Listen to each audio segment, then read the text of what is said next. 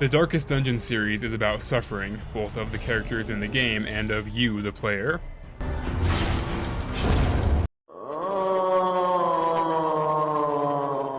Both games begin with a disclaimer that basically says, things will go very wrong for you at some point during your playthrough, and this game is about persevering through that to get to the other side.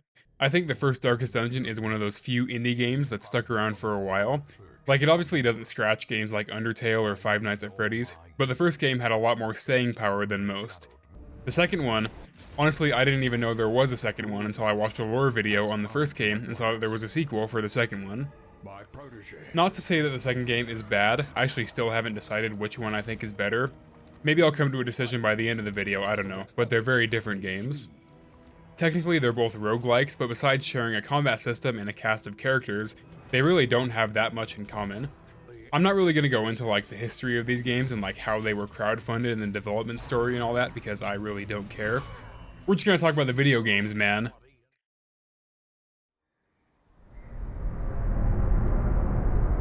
Ruin has come to our family. So Darkest Dungeon released in 2015, and then its two major DLCs came out in 2017.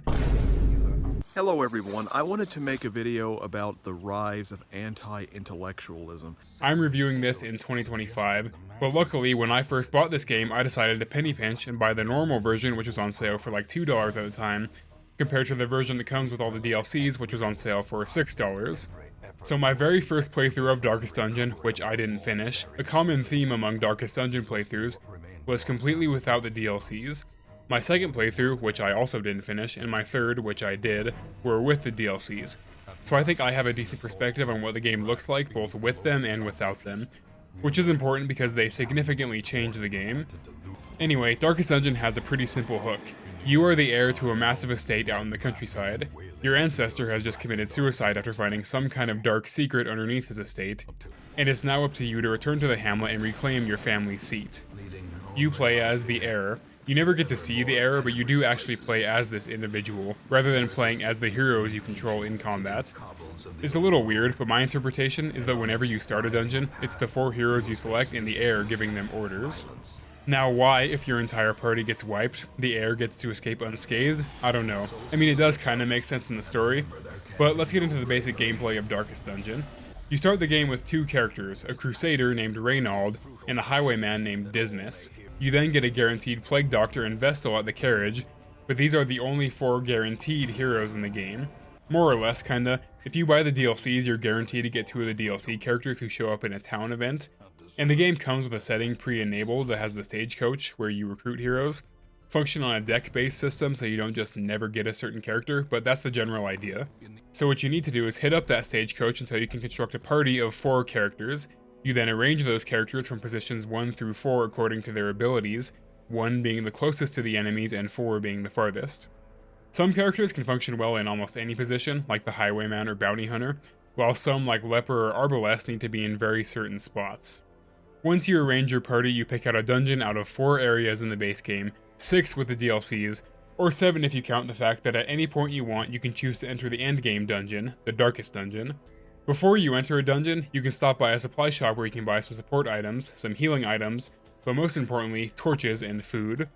Food is slightly more important, as if you don't have enough when a random hunger check happens, your party starves. Torches drain pretty fast, and the lower the light gets, the stronger enemies get. But if it gets low enough to a certain point, your party also gets higher crits. Depending on your party comp, you might have a certain character that can scout, which means rather than just seeing the basic layout of the map, you can also see what's inside of each room. Otherwise, you're going in blind. You get to choose which direction you go in, and then walk your little party down a hallway to another room, possibly meeting enemies or finding curios along the way. Curios are just little interactables that can either do great things like give you items or treasure, or hurt you if they're trapped. Many curios can actually be interacted with certain items which give you a guaranteed good effect from them. Some of these are pretty intuitive, like using keys on chests and shovels on graves, but others are super obscure, like using a torch on scrolls to burn them or using anti-venom before touching a stump. Honestly, I ignored most curios that weren't treasure chests or supply crates, so I really can't say much on this system. But after you finish a dungeon, you go back to the hamlet where you can then upgrade your heroes, upgrade your buildings, and recruit more heroes, then dealing with any ailments they might have gained from their dungeon crawl. I'll have more to say about all of that later, but anyway, the brunt of gameplay in Darkest Dungeon is combat. But that's a really wide subject, so I don't know where to start, so I'll just give you a brief introduction. Combat in this game is turn-based, and there's no way to get multiple moves per turn, at least in the first game. Who goes first is decided by a speed stat that both you and the enemies have, but in the first game, as far as I can tell, you have no way of telling what the turn order actually is. This means that it's always better to finish an enemy when you can, rather than saving them for a certain character's turn, or trying to damage multiple enemies at once. This can often mean wasting damage, but it's just the way it is, as if you decide to save a low health enemy, they might get off another attack and potentially kill a hero. When you do kill an enemy, most of them will leave behind a body in their space, which you then have to hit again if you need to get certain enemies within a certain range. In this game, your characters have two stats, health and stress. If their health runs out, they go on Death's Door, which means that every piece of damage after that can either just put them back on Death's Door or kill them, which is a permanent death, by the way. If your stress gets to 100, the character has a base 75% chance to become afflicted, which is a range of mental illnesses like paranoia, abusiveness, or hysteria. What it does the most though is build stress in your other heroes due to the afflicted saying stupid shit or insulting their peers, but it can also make your heroes act out on their own, which is almost always tragic. We're talking about attacking dead bodies, attacking other heroes, passing their turn, or moving themselves out of place. Alternatively, they have a base 25% chance to become virtuous, which is shit like stalwart, resolute, whatever. It heals them to around 30 to 40 stress and heals other heroes stress too, then giving them a chance to also buff other heroes, heal themselves, or stress heal themselves. Virtues are honestly too rare to even count on unless you find certain trinkets, which are little equipables on each hero that give them certain buffs. Each class also has a base damage, resistance, accuracy, dodge, and resistances to blight and bleed damage, as well as stress damage. Enemies can stress attack, but given that you can't stress out skeletons and pig monsters, you can't. You can either choose an attack that does straight damage or one that causes blight or bleed damage. These work the exact same way, just some enemies have resistances to one or the other. If you hit an enemy with an attack that does, let's say, 4 bleed damage, it'll put a token on that enemy that causes them to take 4 damage at the start of each turn for X amount of turns. If you then hit them with another attack that deals 5 bleed damage, that token now instead deals 9 damage at the start of each turn, so you can see how these statuses are absolutely cracked if you can stack them up. While enemies can also resist blight and bleed, which means that if they do, you basically just wasted a turn. Of course, there are also buff and debuff attacks to those stats I mentioned earlier, but that's basically how combat works. Now I'm going to talk about each hero. So let's start with the first ones you gain access to. The Crusader is a very simple hero. Throw his bitch ass in the front lines and watch him kill things with a sword. Something they never actually tell you about him is that he does extra damage to unholy enemies, which is cool. Crusader can do a little bit of everything. He has good damage, a small but consistent heal, and if he gets knocked out of the first 2 slots, which is his range, he has an amazing attack called Holy Lance to get him back into position. Now before I get into talking about the roles of each of these heroes and how you should use them, keep in mind, buddy, I don't claim to be good at this game, so maybe my strategies are stupid, in which case you should leave a comment calling me stupid and ugly. Anyway, I always found Crusader to be the most useful when I just needed somebody to fill one of those first 2 slots, but another hero like Leper wouldn't have worked. As for his visual design, it's fine. He's a knight in armor with a sword. Honestly, one of the biggest things that affected how much I liked a hero was their attack sprites and afflicted/virtuous sprites. In the case of Crusader, these are all just fine. No complaints, but also no compliments. Highwayman is honestly one of the best heroes in the game in my opinion. This man has attacks that can hit every single slot on the board and is one of 2 characters who can riposte in this game, which means he counterattacks when an enemy attacks him. The way I usually played him was in slot 2 or 3, using his gun attacks to get enemies out of range while using his knife to kill the ones up close. However, this character has an attack that I personally never used in this game, only the second one, but it seems sick. He has the ability Point Blank Shot, which does crazy damage but requires him to be in position 1, and it then knocks him back 1 spot after using it. This could be absolutely huge with a character like Shieldbreaker who's constantly moving around with her attacks, or, God forbid, 2 Highwaymen spamming Point Blank Shot one after another. Highwayman is also one of my favorite looking classes. I love how his eyes are just shadows. It makes him look actually dangerous, like someone you wouldn't want to meet out on a road in the middle of nowhere. The Vessel is one of 2 classes in this game that can be considered a healer. Many characters have healing abilities, but only her and the Occultist can really keep a party alive on their own. The idea with Vessel is that she can do much more consistent healing than Occultist, but he can potentially put up bigger numbers. Vessel is the only character, though, besides a Dying Flagellant, that can heal the entire party at once, so that's pretty sick. Her damage is pretty mid, but she can stun enemies, which is always great. Honestly, with the right trinkets, Vestal completely diffs the cultist when it comes to healing. Not at all to say she's a better character, but if you really just need to keep a party alive at all costs, Vestal is really the only option in my opinion. Now I will say, Vestals tend to die a lot more than occultists in my experience, which is tragic, but I guess it's for a good cause. I don't know why, but I'm a sucker for heavy armor plus a cloth hood. Like, I always think it looks so sick. Vestal's Virtuous Sprite is also a huge standout for me. It looks amazing. Plague Doctor is the only character who's primarily focused on dealing blight damage, although a couple others can as well. She's honestly pretty great. The blight numbers she's capable of putting up are generational, and she also has a very useful heal, which mainly removes blight and bleed from a hero. Plague Doctor can actually deal both blight and bleed damage, although she's much more focused on the latter. She can also stun, which is one of the best things in this game as it removes an enemy from the turn economy. As for visuals, if you're into Plague Doctors, then you're probably feasting here, but I just think she looks alright. I already mentioned him before, but the Leper is one of my favorite heroes in this game. The concept alone is enough to have me seated. His design was obviously influenced heavily by King Baldwin of Jerusalem. You've probably seen edits of him on TikTok. And Baldwin is even his default name in Darkest Dungeon 2. Now, the real-life Baldwin wasn't out here swinging around a massive sword, but that only makes Darkest Dungeon Leper even cooler. So each hero in this game has an animation for when they get hit. For most heroes, they're kind of cowering or trying to block the attack, but for the Leper, hell nah. I mean, he probably can't feel much anymore anyway. His breakdown sprite is also sick. You get to see what he's working with under the mask, which is not much. Now, as for gameplay, the Leper is one of the most frustrating classes in the game. That big sword is not just for show. Leper does insane damage per hit, but has the lowest base accuracy in the game, which means he's constantly missing. It makes sense as his eyes are probably falling out of his head, but a miss in this game is basically just like skipping your turn, like you get nothing for it. You can help him out by equipping him with certain trinkets, but even then Leper still misses constantly. He also can only function in the first 2 slots, and if he gets knocked out of position, he can only move forward 1 space per turn. He won't willingly move backwards at all, which is another reason why he's my GOAT. But anyway, despite his constant missing, Leper comes with a lot of utility beyond just damage. He can heal himself, both stress and health, clear dead bodies, and de-stealth enemies. He's really good. I love Leper. Arbalest is another one of my favorite characters because she's like the Leper of the backline. She can barely function if she gets pulled forward, but like Leper, she does great damage and comes with a ton of utility. So there's a mechanic in this game called marking. You can do it to enemies and they can do it to you. What it does is make the marked take more damage from certain attacks. Many characters benefit from marks, but Arbalest more than most. She can place a mark herself or have someone else do it, which results in her basic arrow attack doing significantly more damage. You don't need to mark enemies as Arb, she works just fine without it, but if you build a party with her and Bounty Hunter, the other character who loves marks, they're menaces together.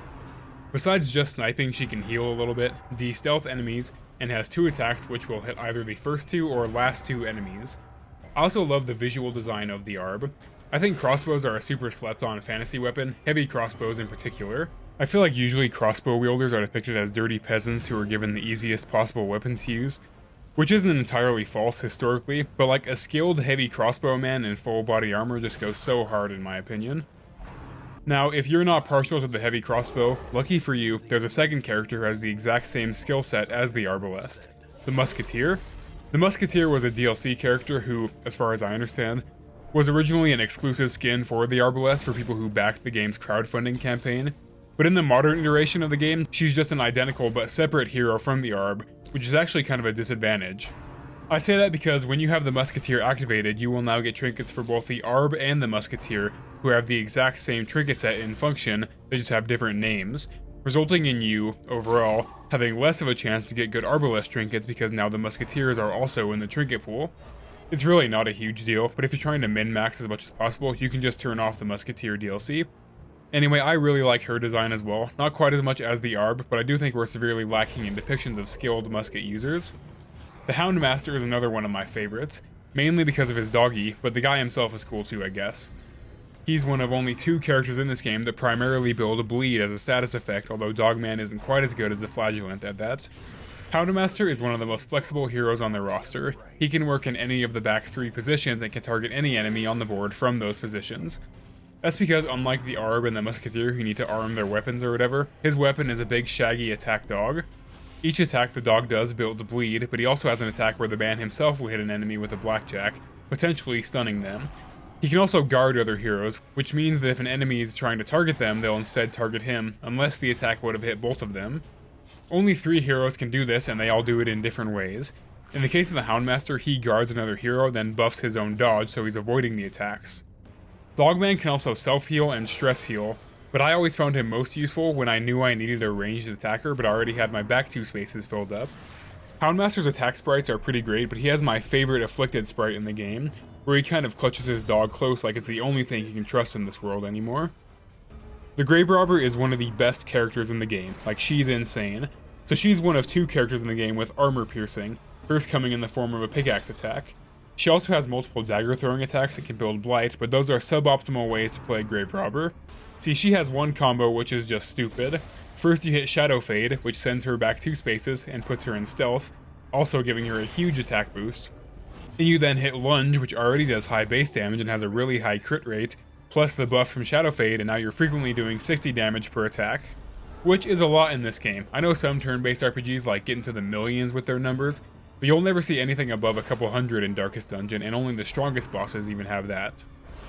The only other character who can theoretically match this damage output is Leper, assuming you get high rolls and don't miss for 2 attacks in a row, which is to say that no one can match this kind of damage. Visually, I think she looks really cool, very gothic. I love the Undertaker hat. Her name basically tells you her story. She robs graves, so there's no heavy armor or giant swords. Her main weapon is a pickaxe and her secondary is a small throwing knife. So with weapons like that, you can see how the Grave Robber's main form of defense is hiding, only striking when the moment is right and she's guaranteed the kill. In a similar vein is the Antiquarian, who is both the best and worst character in the game. She's horrible in combat. Now it's not like she's useless, it's just that any other character would be more useful in any other role. She has a decently damaging attack, she can do a little bit of healing, give small buffs, and build a little bit of blight, but all of these are extremely weak compared to other characters who are dedicated to those things. Now to her credit, she's part of the very exclusive club who can guard, except it's not her guarding someone else, it's her forcing someone to guard her. So why would you ever play this character if she's bad at literally everything? Money. Lots of money. Money is critical in the early game of Darkest Dungeon because you never have enough to keep all of your heroes upgraded to their highest potential. On a usual dungeon crawl on a medium length level, you can expect to walk away with maybe 8,000 gold from treasure, then like 4,000 from the quest reward. With an Antiquarian though, we're talking 20,000 gold from treasure. So normally the treasure you find are things that anyone would recognize as valuable. You know, like jewels, gold, whatever. However, you can only stack a pitiful amount of treasures in your already super limited inventory space. Antiquarians, however, recognize the value of the mundane antiques scattered around the estate, meaning you gain access to an entirely separate class of treasures to find, and these ones you can stack, man. Like that Antiquarian has some pockets in there. We're talking about double the money on short quests, triple on medium, and quadruple or more on long quests. In the early game, there's genuinely no hero better to get from the stagecoach than an Antiquarian. Now during gameplay, Antiquarians are kind of like hamsters, in the sense that they often die in weird and unexpected ways.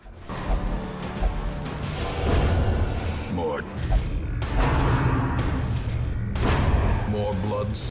But you're probably not going to be bringing them on higher level missions anyway, so you can pretty easily replenish your supply of antique collectors at the stagecoach. Now past the mid-game, money becomes much less scarce, especially if you build the district, which gives you a 5% interest on the money you have saved up each week. Which means that past a certain point you have absolutely no reason to bring an Antiquarian with you anywhere, but before that they're pretty good. Visually, I don't think she's anything special. I mean, her little sensor is kinda cool, but besides that, I don't know. I mentioned this character earlier, but the Bounty Hunter is a super cool character. Just like the Arb, he benefits greatly from putting marks on enemies. Combine that with his already high crit rate on his basic attack, and he's often dealing damage in the 30s and 40s on marked enemies. Besides just his marks, he has a ton of utility as well. He can pull enemies forward, stun them, apply bleed, and has another attack which deals more damage if an enemy is stunned. He's very good gameplay-wise, especially when dealing with small groups of large, tough enemies. But the real area where Bounty Hunter shines is his visual design, which I think might be the coolest in the game. He just looks so sick, and even better is the fact that he basically doesn't talk, unlike many other characters. He's just a silent, stone-cold killer you've hired to do your bidding. I love it. The Hellion is another great character. She's a lot like the Crusader, but with more damage and less health. Like Crusader, she works best in the first position, and unlike Leper, if she gets knocked out of that position, she can very easily get herself back to it. She can apply bleed, minorly heal herself and cure status effects, debuff enemies, and best of all, If she's in spot 1, she can actually target the enemy in spot 4 with an attack called Iron Swan, which is genuinely so useful. Visually, her design is cool, that being a big Viking lady, and I think her virtuous sprite is pretty sick. The Jester is a character that I honestly never used much, but I can see the vision. So he has a stress heal and a couple buffs, but his main form of attacking is applying bleed to enemies, and he has a ton of mobility. You'll notice that with every single one of the Jester's attacks, there's this little buff you get that gives a move called Finale, a huge percentage damage boost. So what's this Finale attack do? Well, the answer is a ton of damage. You can stack the buff for this attack basically as high as you want, but you only get one use of Finale per battle, which requires you to be in one of the first 2 positions and will send you back to the 4th when you use it. So when you do end up using it, you should try to make sure it does like plus 120% damage. Visually, he looks pretty great as well. You'll notice that no character in Darkest Dungeon has visible eyes, which I think is a cool detail, but I think this character would have looked way worse if he didn't have that mask on. The Man-at-Arms is the final character who has access to Guard, and the only other one besides Highwayman who can riposte, which already makes him one of the best characters in the game. Like, genuinely, that's all it takes. He does have a lot of utility besides that, like buffing your party, stunning enemies, and dealing passable damage, but the Guard and riposte is absolutely where it's at with him. Now in this game, when he activates his riposte, it only gives him a mark, meaning that some enemies will be more likely to target him, but not all. It's still such a great ability though, and it does so well with his visual design. This is another character who I kind of just love conceptually, this old battered warrior who still fights on because he knows nothing better. The Abomination is a really cool character who's really good and has a really cool transformed form, but I honestly didn't use him that much. Unlike every other character in the game, A-Bomb only has one set of abilities to use, but that's because he has 2 forms that he can go between. His human form is that of a scraggly crackhead in chains who uses those chains to whip and stun enemies. Stun is great in this game, but his attacks do so little damage that they might as well do 0. He does have a great ability where he pukes on the 2 middle enemies, giving them both blight in this form, as well as a stress heal and health heal. His second form is this demonic werewolf looking thing. It looks so sick. It would have been so easy for them to just go the werewolf route, but no, they made this thing, and I love it. His demon form is also very strong. It does crazy damage, can hit almost any rank, and can get itself back into its position pretty easily. So what's the downside? Well, when you first transform into the demon, it deals stress damage to everyone in your party, because they just saw their coworker turn into a demon. Every turn after that, the Abomination will take a little bit of stress damage at the start of each turn, and once you reach 100, unless you're lucky and he's virtuous, he'll transform back into his human form, which you can only do once. When you first transform, it heals him, and when you detransform, the rest of your party gets a minor stress heal. So it ends up that a lot of the time it's not even worth using his transform mode, as stress often turns out to be way harder to deal with than health damage. I think it's very well balanced, but honestly kind of a shame because I would love to have used this character's transformed mode more. The last character in the base game is the Occultist, who I mentioned earlier. So here's the deal with the Occultist versus the Vestal. Vestal's healing does have a range to it which relies on a dice roll, but it's like a range of 7 to 8. The Occultist's healing has a range starting at 0 and ending at 24 once he's fully upgraded. Now 24 healing is already insane, and if you crit that can be 48 healing, which is enough to max out most heroes. But remember guys, you have a 1 in 25 chance of getting that 24 healing. You also have a 1 in 25 chance of getting 0, or 1, or 2, or 3, and so on. This means that relying on the Occultist for healing is playing around with your hero's lives. Not even to mention that each of his heals has a chance to apply bleed on the hero, which means that if they're already on death's door, you could very easily finish the job by trying to heal them. Now, does this make him a worse character than the Vestal? No, not at all. Because unlike her, Occultist can actually deal some decent damage, has great debuffs, can pull enemies, and most useful of all, he can mark enemies. One of the best parties I ran was Arb, Occultist, Bounty Hunter, and Man-at-Arms. The Arb and Hunter could destroy whatever enemy Occultist marked, while the Man-at-Arms guarded for him. He is an amazing character, and I think that's reflected with his visual design. It's a certain type of character that I always love, a man who dabbles in the occult, calling upon powers much greater than himself to accomplish his goals, but not necessarily an evil person. Anyway, minus the Musketeer, those were the base game characters, but there are 2 more that you get from the DLCs. The first comes in a standalone DLC, the Shieldbreaker, and she is amazing, possibly the best character in the game. Shieldbreaker can target any enemy anywhere, even being able to break guards and stealth along the way. She's a lot like the frontline version of the Houndmaster, honestly, except rather than bleed, she applies blight. She also has armor piercing on every single one of her attacks, but that's not honestly a huge deal because very few enemies actually have armor. Visually, she's pretty sick. I think it's really cool that she's missing a hand, but it doesn't affect her because that's just her shield hand. She has one major disadvantage though, and that is that whenever you camp, you have a small chance of her having a nightmare which puts you up against a group of pretty hard snake enemies. I'll talk more about camping later, but anytime you camp there's a small chance that you'll be ambushed by enemies in the night, which is already unfortunate as it can negate any of the healing you just did by camping. Well, the Shieldbreaker's nightmares don't count as ambushes, so whenever you have one in your party, you now have a chance to either sleep peacefully, get jumped by local enemies, or get dragged into a snake dream. It's very unfortunate, but once you beat 7 nightmares, she can sleep peacefully forever. Not that I ever did. The other is the Flagellant, who is a stupidly powerful character that really only has one downside. So his main thing is bleed. He's a guy who loves whipping himself and others, usually at the same time. Now in the first game, whipping himself doesn't do any damage, but they changed that in the second one. Anyway, he stacks crazy amounts of bleed and can reach any enemy on the board with certain attacks. Now, Bleed and Blight both only work on certain enemies, so you literally can't use him in an area like the Ruins. I mean, you can use him, but his main thing, Bleed, literally doesn't work on skeletons. I mean, you can't draw blood from bone, right? But when the Flage gets below 40% HP, he can use 2 moves. One that significantly heals another party member and himself, and one that does crazy bleed damage to an enemy while healing himself. The downside is that after you hit it, he gets a debuff to his self-healing so that you can't just spam these moves and become invincible. Weirdly though, if you miss Exsanguinate, the attack, you obviously don't heal, but you still do get the debuff. Even if you do fail to heal him back up, when he goes on death's door he heals every other party member for a small amount, and if he does die, he heals them for a huge amount and stuns every enemy. Like, it's insane how good this character is. The only downside is that he can never be virtuous. He only ever becomes rapturous, which does give him a nice damage buff, but also comes with all the other downsides of being afflicted. His design is pretty sick as well, and no spoilers, but the way they improve on the design in the second game is probably one of the coolest parts about that game. Each of these heroes starts out at Resolve level 0, unless you upgrade the Stagecoach, which gives you a chance of pulling heroes up to level 3. Otherwise, they start out at 0, which means that every single dungeon in the game is above their level, just meaning they take a little extra stress damage in the beginning. Something a little weird about this game is that you can take lower level heroes into higher level dungeons, just suffering a stress penalty and obviously the fact that they're a little weak. But you can't do the opposite, at least on the normal difficulty. Heroes go from level 0 to 6. Easy dungeons are for heroes between levels 0 and 2, medium for 3 to 4, and hard from 5 to 6. So the second your level 4 hero reaches level 5, they're too good to go into a medium dungeon anymore, regardless of whether they're fully upgraded or not. It's not just resolve level that matters though, you also need to upgrade each hero's weapon and armor and abilities at 2 separate buildings in town. Buildings which require a ton of trinkets to upgrade, by the way. I didn't mention this before, but trinkets aren't just little treasures that you can trade for gold. There are also 4 kinds of upgrade trinkets. Shields, which are the most common, busts, which are a little less, letters, which are pretty rare, and paintings, which are super rare. These are the real bottleneck in the early game because you might end up with a party of level 6s who have level 3 gear and abilities because you haven't collected enough upgrade trinkets to upgrade each building. It's the same with the 2 stress relief buildings, the Tavern and Abbey, but the Abbey is the significantly better option as heroes have a small chance of getting too hammered and losing a trinket when staying at the Tavern.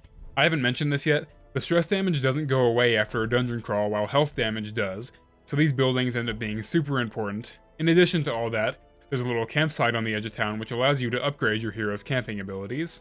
On a medium length mission you can camp once, while on a long mission you can camp twice, each time requiring you to feed your heroes and use various camp abilities. A lot of these are shared between heroes like a minor health or stress heal, but a lot of others are unique individual or party buffs. Some of the most useful can prevent the chance of a nighttime ambush, although they can't prevent the chance of a Shieldbreaker nightmare if she's in your party, so... Hitting a camp before boss fights is crucial, but getting ambushed midnight frequently leaves you worse off than you were before you camped. So if you forget to equip a hero with an anti-ambush ability, you might just need to go without sleep for the night. The final building in town is the Sanitarium, which allows you to treat heroes with diseases and deal with quirks. Diseases can often be a huge hindrance, like getting one on a leper that reduces his accuracy, but quirks can mostly be ignored in this game. Each hero can have up to 5 positive and negative quirks. These range in effect from small buffs and debuffs to things like Imposter Syndrome, which give a hero a small chance to pass their turn each turn. In the second game there's one called Coward, which usually only goes on your heroes like Leper and Hellion, and guess what it does? Coward makes it so that if they're in position 1 at the start of their turn, they'll retreat to position 3. Now that one is not in this game, but one of the most common ones automatically makes people interact with certain curios, or make them move themselves around, or a range of other things that you do actually need to treat them for. Curio treatments are expensive as hell though, so in the early game if you get cooked by getting a weird hero, you might just have to let them go. The Crimson Court DLC adds a new system called Districts, which in addition to costing a ton of gold, also costs a ton of trinkets, but the effects they give you are amazing. Far and away the best one is the Bank, which gives you 5% weekly interest on your gold, basically making it infinite once you get enough. But there's also districts that buff certain groups of heroes in great ways. To build one though, you need a blueprint, which you get from beating bosses, which is a great segue into talking about the enemies. I'm not going to go in depth on each enemy in this game because that would take way too long, and a lot of them function in pretty similar ways. The two fundamental categories of enemies in this game are those that deal stress damage and those that deal health damage. Many enemies can deal both, but often they favor one or the other. The four main regions in the base game are the following: Ruins, Weald, Warrens, and Cove, each one coming with a unique group of enemies and then enemies that can appear anywhere in any region. The ones that can show up anywhere are cultists, bandits, corpse eaters, and kind of bloodsuckers from the Crimson Court. The exclusives are skeletons in the Ruins, witches and ogres and shit in the Weald, pig people in the Warrens, and fish people in the Cove. Almost every faction, minus bandits, has a major stress dealer. The cultists have the priestess, pigs have the wretch, fish have the fish wizard, I don't know, Weald has the witch, skellies have the dead noble, and corpse eaters have the ghoul.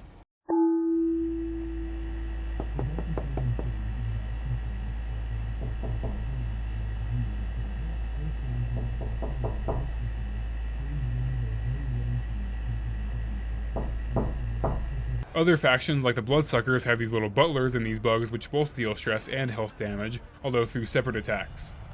The unique thing about cultists though is that they can appear alongside any other faction in battle, meaning that you can end up facing a fish wizard and a priestess at the same time. If those two evil women decide to focus down one of your characters, there's basically nothing you can do to prevent them from being afflicted. Most enemies you'll face though are health damagers, although if you really wanted to you could boil them down into categories too, like whether they're big or small, and whether they deal statuses or not. As you go up in difficulty, new enemies will start to appear at each level. In the Ruins on easy, it's mainly little skeletons, medium introduces a spearman and a big skeleton, and then champion introduces a herald who can revive the other skeletons he comes with every turn. In the Warrens, easy is just normal pigmen, medium introduces a pig centaur, and hard adds a pig that throws javelins, which can hit your back 3 heroes at once, also dealing bleed. Weald actually has some of the cooler ones. The basic enemies are the witch and then some fungal zombies. Medium introduces a big ogre that does super high individual damage, can stun, and rearrange your entire party. And hard introduces this cryptid looking bloke who's actually kinda weak but looks and sounds really cool. Couldn't find footage of this bloke. Might be forgetting to unpause recordings sometimes. But this is what they look like. Cove is actually a lot like Ruins, basic fishmen until they add a giant crab, which can do a stupid amount of bleed damage to you, and then finally a drowned pirate fiddler, who is also kind of a weak enemy but also sounds really cool.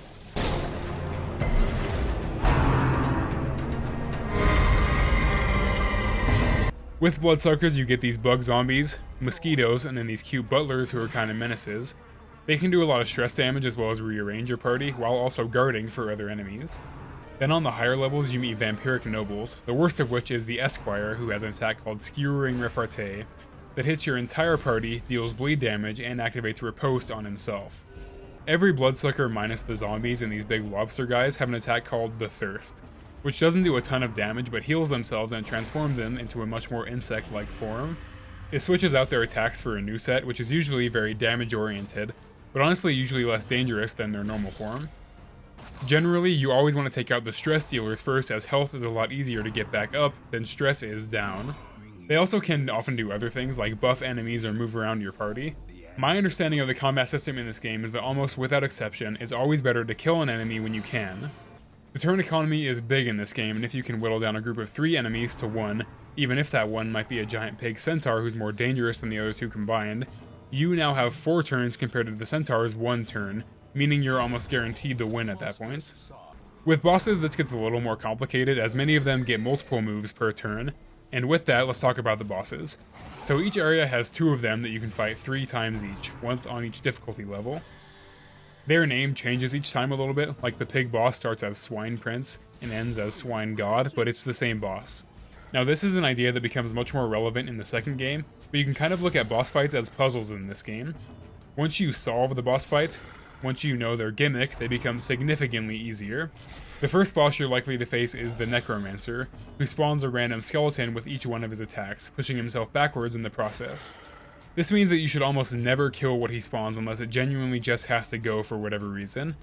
Party comp is crucial for every boss in this game, and for this one, if you can't hit that backline, you're probably just going to grind away against infinite skeletons until your male pattern baldness kicks in. The second Ruins boss is the Prophet, who hides in position 4 behind 3 pews, which don't attack, but if you destroy them, you get some money at the end of the level. Prophet's main form of damage is where he predicts where a part of the ceiling will fall, and you can then decide whether the hero in that spot, or spots, can take it or you need to move them out for someone else. He also has very high dodge, so the easiest way to beat him is to bring a cultist, who can debuff his dodge, then shoot him down in the backline. However, if you want to be risky, then you can destroy each pew, get some money, and then kill Prophet when he's out of position. I'm going with the Wheeled next because there's a kind of genius interplay between one of the Wheeled bosses and one in the Warrens. So the first Wheeled boss is the Hag, whose whole gimmick is that each turn she'll throw one of your heroes into a cooking pot. They will then take a small amount of damage every single action. Not every turn, every action. You can knock them out by dealing like 20 damage to the pot, but she'll then just throw someone else in. The nice thing is that your hero can't actually die inside the pot, just be brought to death's door. So the generally agreed upon strat for Hag is to just ignore the pot hero and focus her down. This often results in the death of the pot hero because they'll spill out of the pot at 0 HP, then get diffed by Hag, but it's still the best way to go about it. The next wheeled boss is the Brigand Cannon, which is far and away the easiest boss once you figure out its gimmick.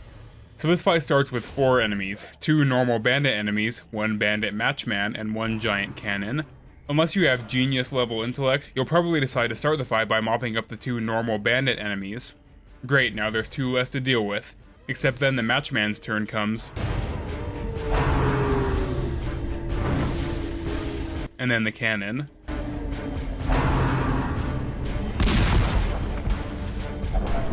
Injury and Realistically, it should take you only 1 turn to realize what you're supposed to do here. If you kill the matchman, the cannon can't shoot. However, it will spawn a new matchman every single turn after that. So as long as you can consistently target the matchman, this fight is super easy. But if you ever just get horrible luck and fail to kill him... Alright, now to the Warrens. The first boss here is the Swine Prince slash King slash God. This gigantic pig with a massive cleaver flanked by a little pig named Wilbur. Right off the bat, Wilbur will start marking people, who the god then attacks. He'll also then try to stun a hero each turn, so the answer to this question is obvious, right? Kill Wilbur and the Swine God won't be able to do his devastating attack without the mark, right? It's just like the cannon, right?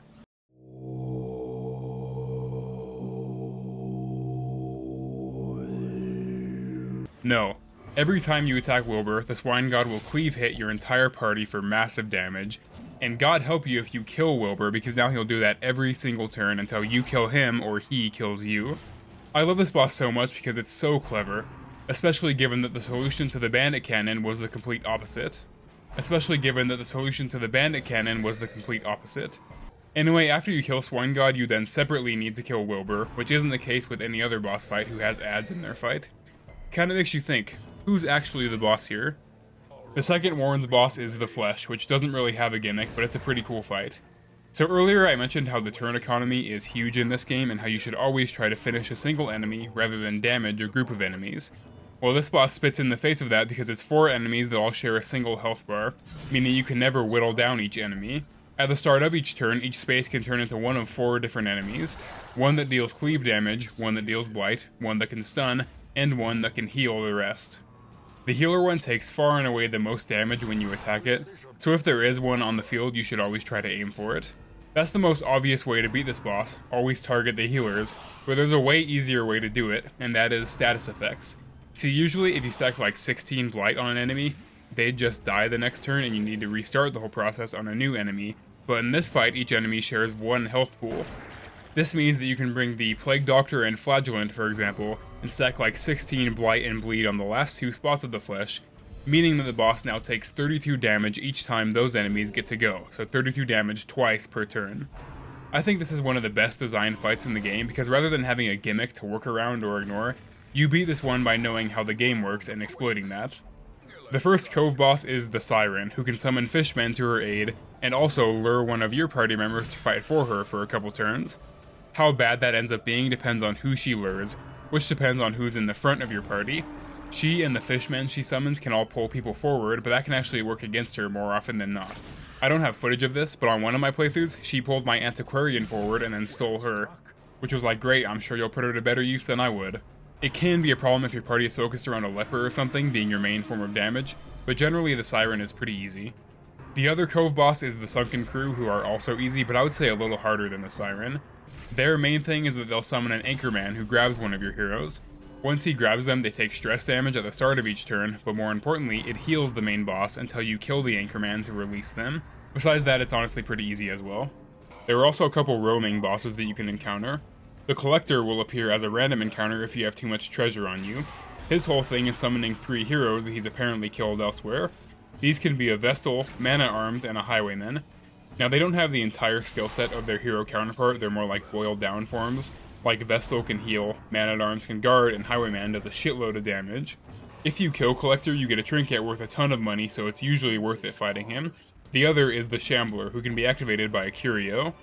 It's actually kind of funny because if you go into the game blind, you're going to encounter this curio that says something like, provide light to summon great power, and then when you do that, you get locked into a boss fight with a pretty hard enemy. It can also appear if you walk around without torchlight for too long. Honestly, the most dangerous thing here isn't the Shambler itself, it's the tentacles that he spawns.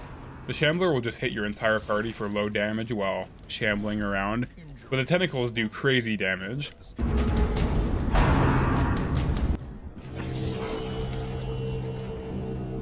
The last 2 base game bosses appear as random encounters that you can choose on the world map. In both cases, if you don't confront them soon enough, there will be some kind of consequence. The first is the Shrieker, a massive bird thing that will steal some of your trinkets if you don't fight it soon enough. The only way you can get them back is by fighting it the next time it appears. The kind of cool thing about Shrieker is that you don't actually have to beat it to get your shit back. You can just destroy its nest or last 4 turns against it. Shrieker gets like 4 moves each turn and it has a super high dodge stat, so really the only viable way I ever killed it was by bringing a cultist and debuffing its dodge. It does a ton of damage too, but again, you don't actually need to kill it to complete the mission. The other is the leader of the bandits, named Wolf, and he appears as a weekly event. Weekly events are usually pretty boring, like decreasing stress relief or giving you certain heroes that you can recruit, but some of them are crap. One that you can get will make all provisions free for your next dungeon, there are ones that increase your damage in each region, and best of all, rarely, there's one that will allow you to revive one of 3 randomly chosen heroes who've died. They're not all good though, and the worst of the worst is Wolf. You're forced into confronting him as he's currently raiding the hamlet, and if you don't fight him, then he'll destroy a couple of your building upgrades, which is tragic. This event is only really a problem if you don't have some level 6s to throw at it because Wolf isn't super hard, but he's not easy enough to beat with under-leveled heroes either. This fight is actually kind of like the Hag in the sense that the best way to go about it is to just ignore his gimmick entirely. Wolf has this barrel of bombs that he can throw at you, which work a lot like the Prophet's falling rubble. You can destroy his barrel and remove his most powerful attack, but in the time you do that, you probably could have killed Wolf himself, so it's not really worth it. Other than that, he will summon some pretty tough bandit enemies and guard them, which is kinda stupid because we can just ignore them and kill Wolf pretty easily. The only downside to this fight is that it has the same stipulation as the Darkest Dungeon levels, which is that you can't retreat without one of your heroes staying behind to hold off the enemies, resulting in their death. You can't choose who stays either. Anyway, here's what you do in Darkest Dungeon.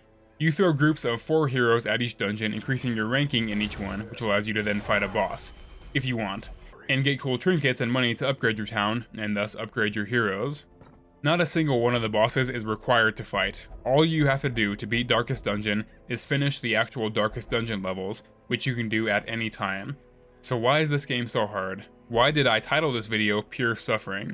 Well, to get a hero up to level 6, which is the recommended level for a Darkest Dungeon level, it takes maybe 3 to 4 hours of grinding, but at any point along that grind, that hero could die. Meaning if you really wanted a level 6 Vestal and she just got mauled by a group of pigs, you need to restart the entire process.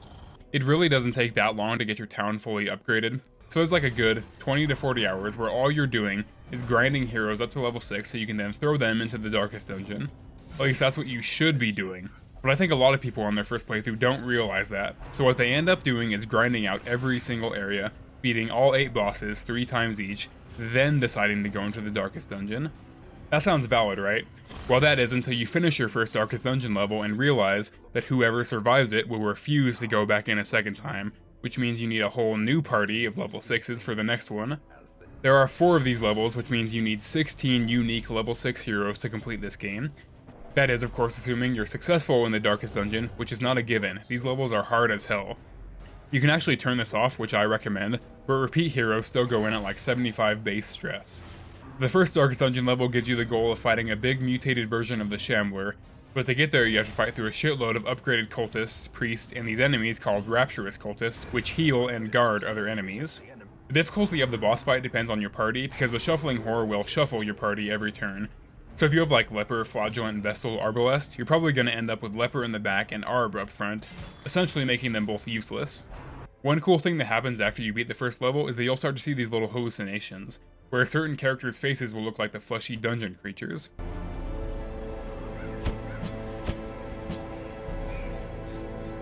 It's really cool, and it reminds you that the person you're playing as, the heir, is not immune to the stress of this campaign either. You have merely glimpsed the edge of the abyss, but it is enough to trigger the cycle of revelation. Now, like me, you will begin to see things as they truly are. Darkest Dungeon Level 2 is far and away the hardest because at this point you probably have some pretty crazy trinkets for each hero that make them significantly better than they usually would be. Well, this level requires you to equip your heroes with a trinket that protects against an attack called Revelation, which does insane stress damage. It only gives you 3 of them though, so you're also required to bring someone with guard, otherwise risk the odd hero out getting cooked. This level introduces these growth enemies, one that's attack focused and one that's defense focused, as well as weird little flesh monsters that move your party around. What you do on this level is find 3 curios and use a specific item on them, which is a pretty common goal for dungeons in this game. The only problem is that these curios are guarded by Templar enemies, who are insanely tough and have that revelation attack. So in this level you need to be super tactical about when you camp so that you're at peak performance for the Templars. It took me like 4 tries and cost me a ton of level 6s, but I ended up beating it with a Mark party, barely.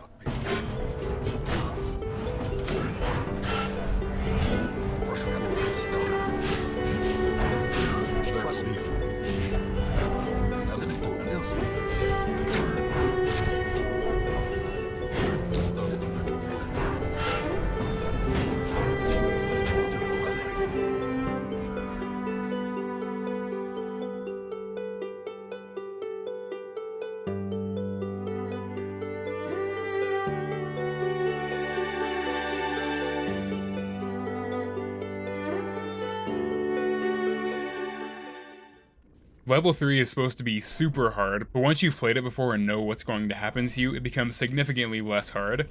This level is huge, being unique in the fact that it gives you 4 camps you can use. Why in the fuck would you ever need 4 camps, I hear you asking? Well, this level introduces these new enemies, a Mammoth Stalk, which is like a Beholder from D&D, and even worse, the White Cell Stalk. The Mammoth is pretty fierce because it does good damage and can heal itself, but the White Cell can teleport your entire party to a random location in the massive dungeon, so that's why you need 4 camps, because you're almost guaranteed to get lost at some point. Given that all you need to do to beat this level is find one specific room towards the middle, this is tragic. Once you've played this level before though, you know that these White Cells need to go first and you won't get teleported, thus making this the easiest Darkest Dungeon level. The 4th and final has the final boss, which I'll get into a little later. But keep in mind for the base game that you need at minimum 16 level 6 heroes to finish the game. Let's say it takes 15 hours to max out your upgrade buildings, and let's say it takes like another 15 to get your 16 heroes, because you'll probably have some level 6s left over from the grind of upgrading your town. Okay, alright, that's not bad, right? Well, you'll also need trinkets to beat the Darkest Dungeon, pal, so let's add another like 7 hours to get the good trinkets for all your characters. Okay, we're getting there. Well, now let's say you get your ass eaten on the first DD level, losing 2 level 6s.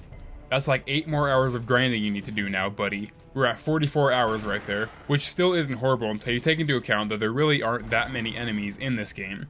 Like genuinely, you'll probably see them all your first run on each difficulty on each area. So you see my friends, in order to beat Darkest Dungeon, you have to spend tens of hours fighting the same enemies and the same bosses, over and over, only to be able to use your awesome level 6 heroes that you've probably developed some kind of relationship towards once in the endgame. This is why only 4.5% of the people who bought Darkest Dungeon on Steam ever finished the game. The beginning of a playthrough is great, its mid-game is triumphant, but the endgame is hellish. Anyway, before I explain the story, and don't worry, I'll try to keep it brief, let me talk about the DLCs. So there's two major DLCs, Color of Madness and Crimson Court. Color of Madness fits in much better with the base game, giving you access to a new region where you can fight a new boss called the Miller. He's honestly nothing you haven't faced before. He spawns new enemies, these crystal zombie farmers and scarecrows, and heals himself while damaging you. After you beat Miller the first time though, you discover what this DLC is actually about. This DLC opens up an endless dungeon for you to run where you can fight enemies from all across the game, and fight another boss called the Sleeper. By running this dungeon, you get crystals, which you can then use to buy super powerful trinkets, or there will occasionally be weekly events to use them on. These are always insane, like recruiting a level 6 hero, curing a disease from every hero on your roster, or setting everybody's stress back to 0. Now this is not a knock on Darkest Dungeon. Clearly I like these games, otherwise I wouldn't have spent a sizable portion of my life that I'll never get back making this video. But I don't think the combat is good enough to have me playing it endlessly. There's actually another DLC called Butcher's Circus, which allows you to play multiplayer Darkest Dungeon against other people. And for the same reason, I never really played that shit. You can recruit special level 6 heroes just for the Crystal Dungeons, which is nice. But again, I did not play enough of this DLC to really comment on it. The only other way it really affects the base game is by adding a new roaming boss called the Thing from the Stars. You can see on the world map which region it's in, but you can't tell exactly what level it's at, so that you can fight it intentionally. You're supposed to just kind of run into it. I actually never met it on my playthrough for the video, but it's a fun boss. It actually grows stronger the longer the fight goes on, but continues to damage itself each turn. It's very cool looking though. The other DLC has a way bigger impact on the base game. So, the actual Crimson Court levels are sick. Genuinely some of the best stuff in the game. Unlike every other dungeon, these ones save your progress so that you can leave and come back at any time, which is needed because they're absolutely huge. They also provide you with some of the best trinkets in the game, but they're actually pretty scarce on the main levels. There's 3 of these giant levels and then 3 bosses at the end of each. These levels have you collecting keys, which really sucks because if you come across a locked door before you have the key, you can't turn around in Darkest Dungeon. So your party has to backwards walk their way back to the previous room, taking stress damage the entire way. Like, just turn around bro, it's not that hard. But they are genuinely pretty good, as are the bosses at the end. The first one, the Baron, will make you play a guessing game 3 times throughout the fight, forcing you to open up little egg sacs to try to find the one that he's in. Just like the regular enemies, all of the bosses can do the Thirst attack, which heals them, so you need to bring enough DPS to outdamage their heals. Actually, I retract my statement. The second boss, Viscount, doesn't use the Thirst, he just eats one of 3 bodies hanging up, which give him certain effects. He'll alternate between them. The big one heals him the most, the middle one heals him slightly and buffs him, and the little one only buffs him. The final boss is really cool. The Countess will transform between her insect form and more ladylike one, doing way more damage in the former. It's cool because she takes a couple turns to do it, so you know exactly when you're going to start getting diffed and have to try to prepare for it as best you can. Crimson Court has a huge problem though, and that is that unlike every other area in the game, which you can completely ignore if you don't like them, you're basically forced into playing Crimson Court. So a couple weeks into a playthrough, you'll get this notification that the gardens have been unsealed, and insects are now buzzing around town, which means that every week after that will start to build up a corruption meter. What this does is the higher it gets, the more Crimson Court enemies will replace the usual enemies in regions across the map. That's not it though, as anytime one of these enemies attacks a hero, they have a small chance of infecting them with the Crimson Curse, basically making them into vampires. You then need to have a sufficient blood supply to feed your entire vampire army or they'll start slowly dying. You can build a district for this, it's not really a huge deal, but it does mean that you have to bring blood along with you to each dungeon to feed them, which can give them buffs. However, once corruption is high enough, if you bring 2 or more infected heroes, you have an increasing chance of running into the Fanatic in any area you go into. Madness can take many forms, but none so contemptible as man's belief in a mythology of his own making. A worldview buttressed by dogmatic desperation invariably leads to single-minded fanaticism and a need to do terrible things in the name of righteousness. This man is an animal, rabid, destructive, and incapable of nuanced understanding. He must be put down. The Fanatic is another roaming boss who's basically the Hag, but even harder. Rather than throwing your enemies into a pot, he throws them on a burning stake. So how do you get rid of this corruption and cure your heroes? Well, it's simple. Beat the next Crimson Court boss. Well, that's not too hard, right? Except you can't just go into the Crimson Court dungeons whenever you want. you need invitations, which you get from these little butler fellows you can find in other regions. And even if you have invitations, these dungeons are tough as hell. You need at least 4 level 5s to clear one. It's very easy to end up in a situation where all of your best heroes are infected but you have no invitations. But anytime you try to go farm invitations, the fanatic jumps you and you end up having to sideline your best heroes and put the rest of the campaign on hold while you go pick up some fresh level 0s from the carriage to grind out invitations. The game actually recommends that you leave Crimson Court off on your first playthrough as it genuinely makes the game harder and, in my opinion, worse. I don't really understand why they had to make the DLC push itself upon you like this. Like, the Crimson Court dungeons and bosses are amazing. Most players would actively choose to play them if given the choice. Anyway, once you beat the Countess, you can then cure Crimson Curse whenever you want at the Sanitarium, and fight this weird statue boss to grind out trinkets. I think there's a lot of genius in how the game never forces you to fight any of the other bosses, and it plays in a lot to the story at the end, but Crimson Court kinda runs in the face of that. So I would say it has some great additions and some very bad ones from that DLC. Anyway, I don't want to spend too long on the story as this video is already monstrous and it's not a super complex story. The best way you'll see people online sum up the story of DD1 is local man ruins everything. So when you first start the game, arrive at the hamlet, hear the ancestor's monologues, and see this ghost, you have the impression that the ancestor is the victim in this scenario. Now maybe that sympathetic view is biased by how sick his narration and comments are, but he seems like an unfortunate soul who unintentionally released a horror upon this world. Each time before a boss fight, the ancestor explains a part of that boss's story, so to learn the entire story you need to fight them 3 times each. The more of these you hear, the more you're like, holy shit, literally everything that's wrong with this place is his fault. So let's go through exactly what he did after discovering this ancient power underneath his manor. First, he summoned occult experts from across the world only to kill them in their sleep and create the necromancers out of them, who then created the skeletons that haunt the ruins. When the prophet started telling the townspeople what the ancestor was planning, he had him tortured, eventually driving him mad with what he found within the darkest dungeon. Ancestor's trying to find this ancient power but doesn't know how, so he just starts summoning random outer gods and binding them into pig flesh, creating the flesh monster and pigmen. Ancestor refines his craft and creates the swine god, only to be disappointed and throw it into the Warrens.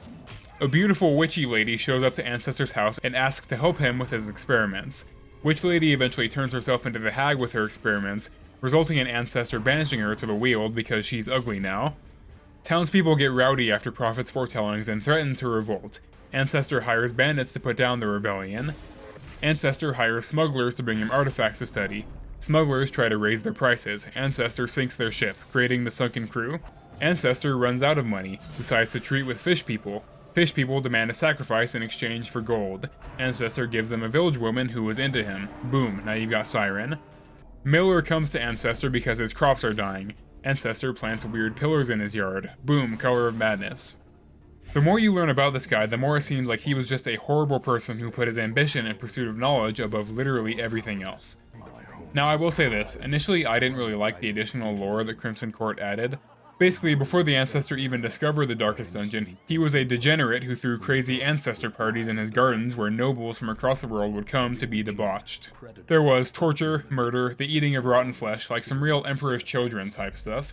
That was until the Countess arrived, and the Ancestor, smitten with her beauty, tried to kill her only for her to reveal her true self.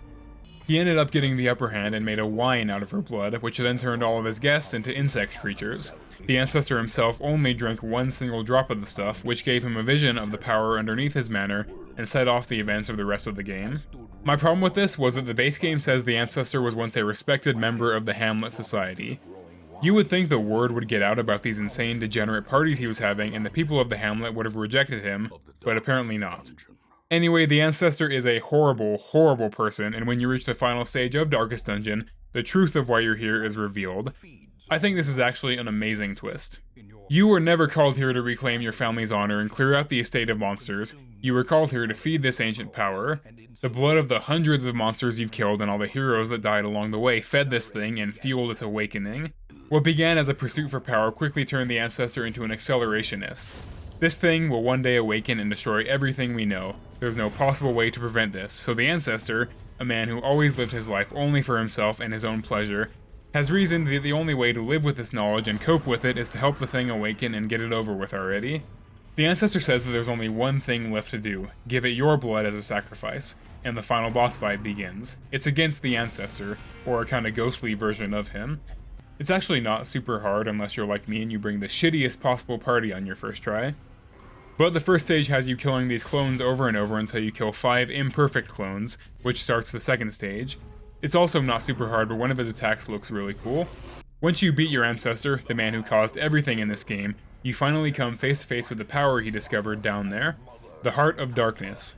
It's also not super hard, but it does do a move every couple of turns where it forces you to choose one of your heroes, which it'll then insta-kill.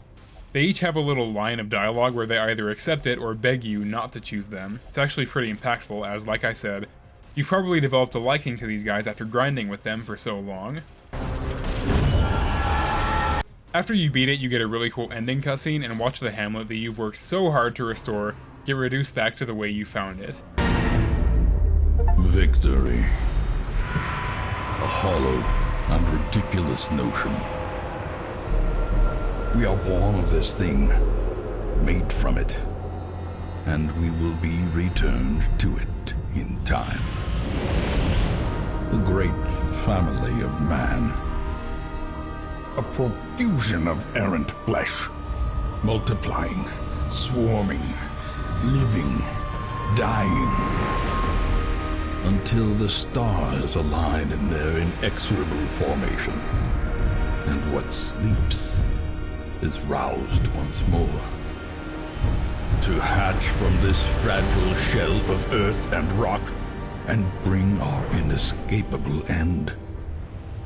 You become the ghost you saw at the beginning, and the Ancestor sends out another letter, beckoning yet another heir to come and try and reconquer their family estate, until eventually the thing living underneath the manor awakens, taking all of us with it. Now the ending isn't totally bleak, because by beating the heart you did delay its awakening, so assuming the next heir can do the same, and the next heir, and the next heir, and the next heir, we should be fine for a while. I know I kinda glossed over a lot of the story of this game, but it's actually really good. The Ancestor's voice actor, Wayne June, does such an amazing job, and the story itself is told in a really great way. Some people interpret the ending as a time loop, which I think is fair, but I've always thought it's more like the entire hamlet is kind of a front created by this creature. So after your heir kills themselves and becomes a ghost, the entire thing is reset and a new heir is summoned. None of the heroes you worked with will remember their role in the campaign, and none of the people in the hamlet will even know it happened. Who knows if you're even the first heir who's tried to retake their home. I think that's all I have to say about Darkest Dungeon 1. It is a really great game that's held back by how ball-crunching the end game is. Luckily, I don't think you need to finish the game to experience the best parts about Darkest Dungeon. I think the most fun you'll have is at the beginning and middle of a campaign. Anyway, I did not expect to have that much to say about Darkest Dungeon. Holy shit, man. And I haven't even started on the Darkest Dungeon 2 script yet.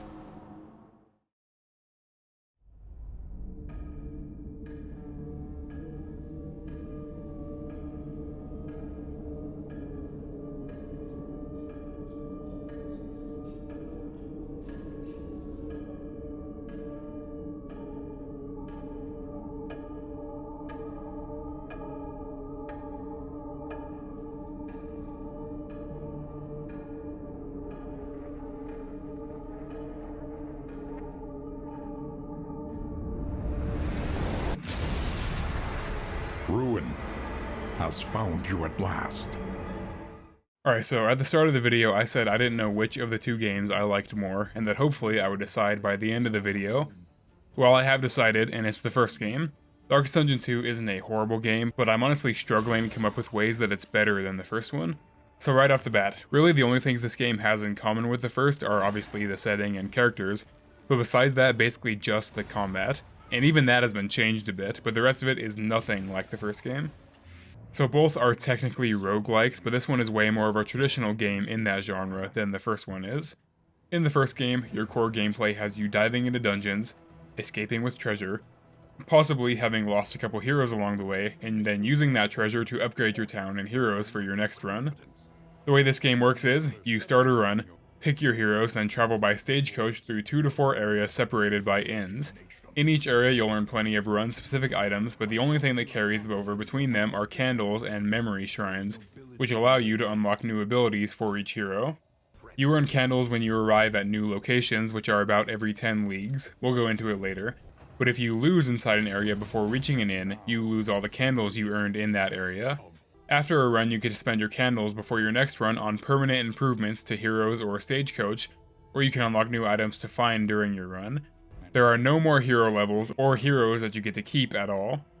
Technically, if you beat the boss at the end of the run, you get to equip memories on your heroes that survived, but honestly that doesn't mean shit. Likewise, if you lose a hero during a run, you can just replace them with a different hero at the next inn. We'll get into it a lot more later, but the hook of this game isn't quite as good as the first game either. Your door is busted down by a man claiming to be your teacher. He accuses you of plunging the entire world into chaos and beseeches you to fix what you caused, giving you the last remaining hope in the world to guide your way. So unlike the heir, the protege obviously has a defined backstory, and rather than unraveling the history of your ancestors' evil deeds, this game is about remembering the things your character did in the past to ruin the world. We'll go into it later, but for now let's talk about the heroes in this game. So of the original heroes in the first game, only Highwayman, Man-at-Arms, Leper, Grave Robber, Vestal, Jester, Flagellant, Occultist, and Hellion return. If you buy the DLCs, you also get access to Abomination and Crusader. Now that's not a small roster, but it's still 7 less than the original game, so surely they must have added a bunch of new and fun characters for the second game, right? No, there's only 2 new ones, Runaway and Duelist, so 13 characters in all plus the Bounty Hunter, but he doesn't really count. The way they make up for this is by adding different paths, or basically subclasses for each hero, 4 for each. In some cases, these significantly change how you play a hero, like you can make the Highwayman or Grave Robber entirely ranged focused, but others are more minor. I'm not going to go into each individual path, because that would be super boring and I didn't try them all personally. Anyway, for me the biggest loss in the hero roster was the pure ranged characters like Arbalest and Houndmaster. Like I said, you can make other characters have ranged focus builds, but then that also means you can't use them in any other way. You can only have one of each character on your team in this game, so let's say you need to fill spot 4 with an attacker. Well, you could put Highwayman there with his Deadshot path, but then what if you wanted someone to build Bleed in the front lines? Well, Hellion can do that, but Highwayman can do it from any of the first 3 spots, while she can only do it from the first 2. Really the first 1 in her case. But maybe my first 2 spots are already taken, and so on. It takes a lot of agency from you and kinda makes team building a little less fun in my opinion. In the first game, if you wanted to, you could bring a party of 4 Lepers or 4 Arbalests. No matter how shitty that would be, the game allows you to do it. Here you can't. Anyway, I have a huge problem with how hero progression is handled in this game. So paths are obviously pretty important, but the basic form of each hero, called Wanderer, is usually fine. In some cases, like the Flagellant, I think Wanderer is actually the best path. However, the other way you progress heroes, Shrines, is such a trash way to handle unlocking new abilities. So usually in roguelikes, you start off the game weak as hell, but then the more you play, the more you unlock, and each run starts to become significantly easier as your characters become much stronger. In Darkest Dungeon 2, each hero starts off completely trash and only gets functional once you hit enough shrines. Like, let's take the Man-at-Arms for example. Kind of a weak attacker, but he can guard others and he can use Riposte, which made him one of the best characters in the first game. Well, he's also one of the best in this game, except he doesn't unlock Riposte until you've hit 4 shrines, meaning he's basically useless until then because his damage is not enough.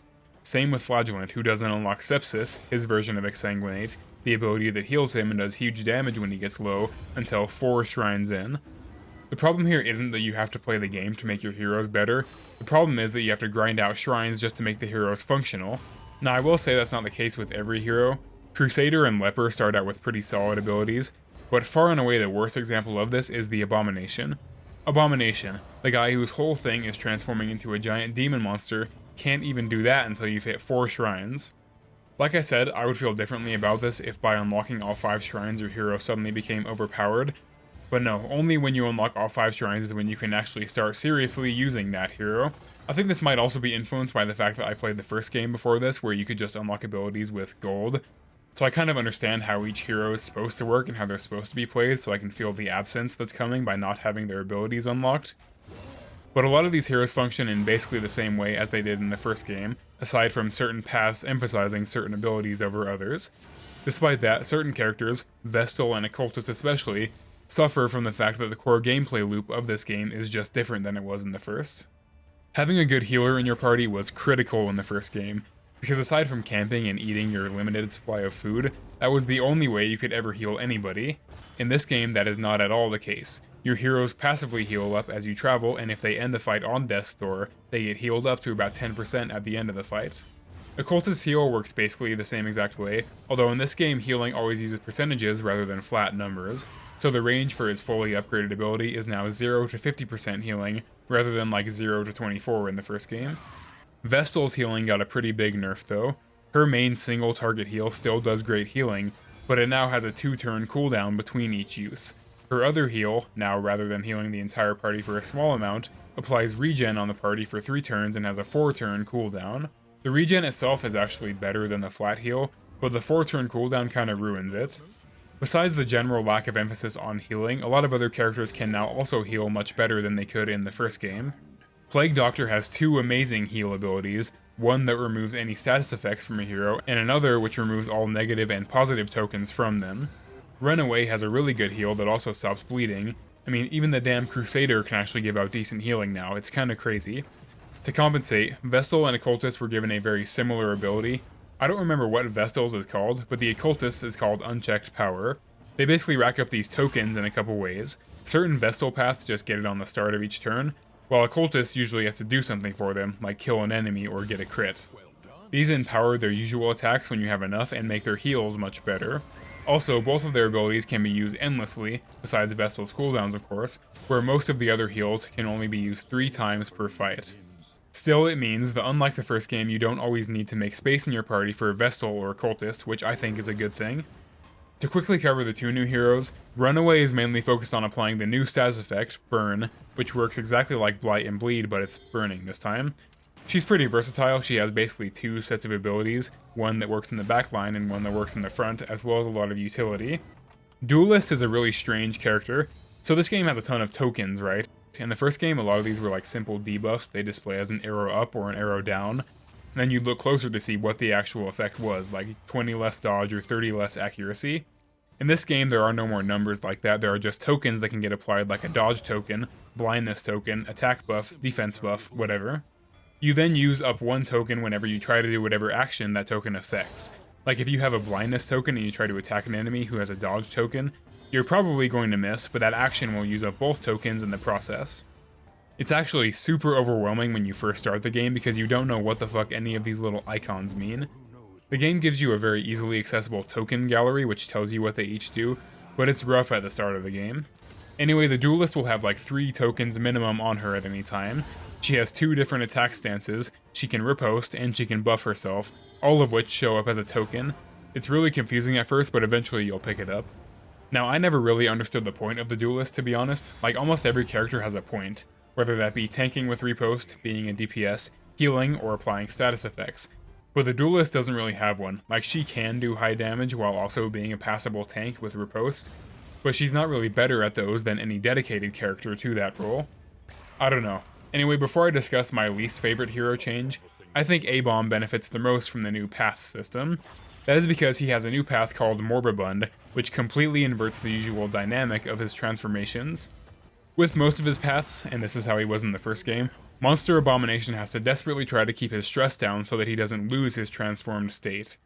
Morbibund, on the other hand, is the opposite, requiring stress in order to use any beast abilities and reducing it when you hit an enemy with them. I've always thought Human Abomination is a super boring character. In the first game, his whole thing was stuns, and in this one it's all about applying marks, or combo tokens as they're called now. So I loved having a class dedicated to rampaging around as the Beast for entire fights. Anyway, I hate what they did to Leper in this game. So in the first game, Leper's whole thing was that he did crazy damage but had low accuracy. So without the right trinkets, bro was constantly missing attacks. Well, in this game, since accuracy isn't really a thing anymore, Leper just has a very high chance to have a blindness token applied onto him at the start of each battle, and then again each time he attacks after that. However, all of his attacks will ignore the blindness token if an enemy has a combo token on them, essentially making Leper completely dependent on having another member of your party who can apply those tokens. Now, there are certain trinkets you can find to remove them or help him resist blindness, but trinkets are completely RNG based in this game. So this means that in order to effectively use a Leper in this game, you're required to have a Jester, Abomination, or a Cultist in your party, or someone else who can consistently apply marks each turn. I don't like this. I think it really sucks, and it made me rarely ever use one of my favorite characters, because I don't like using his required sidekicks. I think the biggest reason why it feels so bad is that unlike Hellion, Crusader, and Bounty Hunter, who all benefit greatly from attacking a combo token having enemy, getting massive damage boosts when they do, Leper requires them to have a token to even hit them in the first place. Now I think in a lot of cases, like for example a Crusader with a 50% damage boost due to a token, might do less damage to a marked enemy than Leper would with his normal attack. But it just feels bad because unlike Leper, Crusader could have attacked them just fine without the token. To compensate, they did give Leper this absolutely cracked path called Monarch, which when you first read seems like it would be trash. It gives him 30% less health and half damage on his main chop attack, unless you're fighting cosmic enemies where he gets 50% extra health and a flat 7 damage increase to every chop attack, completely removing RNG from the picture. So how common are cosmic battles? Well, at the end of every single region is a cup check battle with cosmic enemies, and the final boss of each run will always be cosmic, so he ends up being pretty good, and you can change a hero's path at any inn with enough gold. Alright, now let's talk visuals. This game looks amazing, man. I wasn't sold on how much better the game looked until I went back and played the first game again after playing this one, and I was like, yeah, this shit is way better. I think every returning character in this game looks better than their Darkest Dungeon 1 counterpart, except for the Abomination. His human form always looked a little silly to me, he just looks like a crackhead, but I loved how his monster form looked in the first game. In the second, they leaned a little more into the werewolf side of the design rather than the demon side, giving him much more hair and the weird thin pencil arms people often give werewolves. He does sound way cooler though, so I think it makes up for it somewhat. Everyone else looks way better. The first game had kind of a chibi art style, which looked really good, but I love the new realistic style as well. Far and away the best new addition are the animations which each character plays when they attack. They just add so much character, like when Leper uses his break attack, then points to the enemy to show that he just broke their guard to the rest of the party, or when Flagellant pukes poison out after he attacks, which now damage himself by the way. You also get to learn each character's backstory when you travel to 5 shrines with them, like Grave Robber being a noblewoman who killed her husband and robbed his tomb, Leper being a king who caught leprosy trying to comfort his dying subjects, Man-at-Arms is a failed general who now fights on forever to run from the guilt of the man he got killed. Now most of the time when you visit a shrine you just hear a monologue, but each hero also has 2 playable sections which are basically just puzzles. These are kinda goofy to be honest, like when you have the Plague Doctor beat her professor in an argument or help the runaway burn down her own house. Some others though are legit, like when you literally have to fight death as the Flagellant. His new backstory is really cool. So the gist is that the Flagellant loved hitting himself so much that he ended up dying from his wounds, only to fight off death in the afterlife and return as a skeleton, now dealing blight damage instead of bleed. Once you get to that point in the story, you actually have a small chance of being attacked by death after a battle while the Flagellant is in your party. It's cool. Just like the first game, he can never be resolute, rather he becomes toxic instead of rapturous in this one, which can either drain his health or heal it, but more importantly it means that anytime an enemy attacks him, they get 5 blight stacked on them. Toxic stacks, by the way, meaning that if he has 2 breakdowns, you're now putting 10 blight on enemies who attack him. It's really powerful. You start the game with Man-at-Arms, Highwayman, Grave Robber, and Plague Doctor unlocked, plus Duelist and Abomination if you have those DLCs. The rest can be unlocked via candles at the Shrine of Hope except for the Crusader. To unlock him, again assuming you have the DLC, you have to run a little quest, which results in the final cultist encounter being replaced by a new mini-boss called the Warlord. It's not a super hard fight because I imagine it's meant to be done by people early on in their run, but it's still fun. I mentioned him earlier, but Bounty Hunter is also in this game, but you can only use him once per run in a single area on that run. Sometimes when you arrive in a tavern, you'll see his poster on the wall, which allows you to replace one of your heroes in the next area with the Bounty Hunter. You can't upgrade his abilities because he's already mastered them and he's not about to tell you his backstory, so don't even bother taking him to a shrine. Once you complete the area, he takes a fee of 4 candles and goes on his way. Conceptually, this is maybe the coolest thing in Darkest Dungeon 2, but it's a little unfortunate because I would love to use him more than just once per run, if even that. The main use of Bounty Hunter is when your party all hates each other, which is part of a new system that replaced the old Affliction Virtue system from the first game. Each run in Darkest Dungeon 2 can last hours, unlike the first game where even a long level wasn't likely to take you longer than 20 minutes. So they had to come up with a new stress system and get rid of afflictions entirely, as imagine if your hero got afflicted 10 minutes into a 2-hour long run.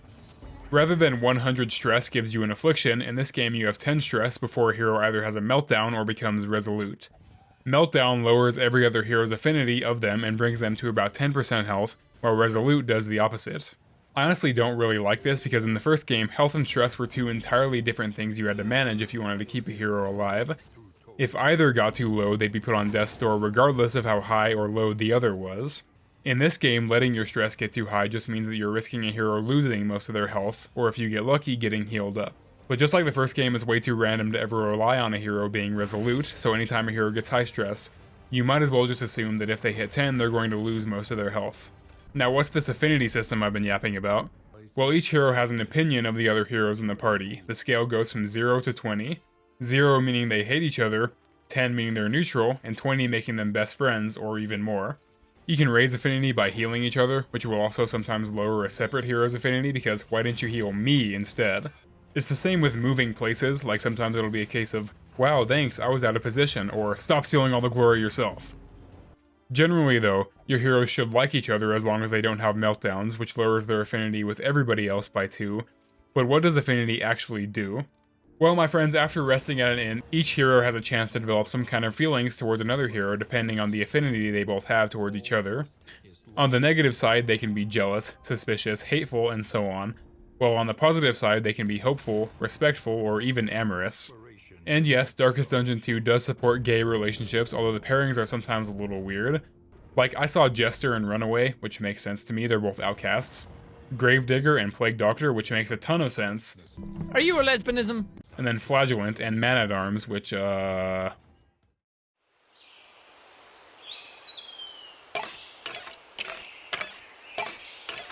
Anyway, what these feelings do is make a single move from each hero in the relationship either buff the opposite hero, or debuff them depending on whether it's a positive or a negative relationship. You can end up genuinely having every hero in your party hate each other, which means that every single move will have some kind of adverse effect on somebody else, like giving them stress or debuffing them. Occasionally, a negative hero might even backstab their enemy, or a positive hero might join in on an attack their friend is carrying out. Amorous is far and away the best of the relationships because it heals the other partner whenever you use that move, but it's also pretty rare to get. I actually just learned that when the game first came out, amorous couples wouldn't allow other heroes to buff their partner, which seems crazy and I'm glad they removed that, although it is pretty funny. Anyway, heroes always start at like 7 to 10 affinity for each other, even if your entire party ended the last run as a polyheal and you still bring them on your next run. Speaking of, let's go into more detail on these runs I've been mentioning. So the main game mode of DD2 is called Confessions. There's another mode they added called Kingdoms, which seems to be a lot more like the first game, but I never played that shit. The main reason is because I've been playing nothing but Darkest Dungeon for like 2 months now and I can't handle it anymore. But also I look at it kind of like the multiplayer expansion, Butcher's Circus, in the first game. A lot of people seem to like them, some like them even more than the base game, but I never played them. Anyway, so once you've picked your characters, each run starts in the valley, where you get one practice fight to see if you've messed anything up. This game won't remember which abilities and paths you used last on a hero unless you beat the boss and they survived.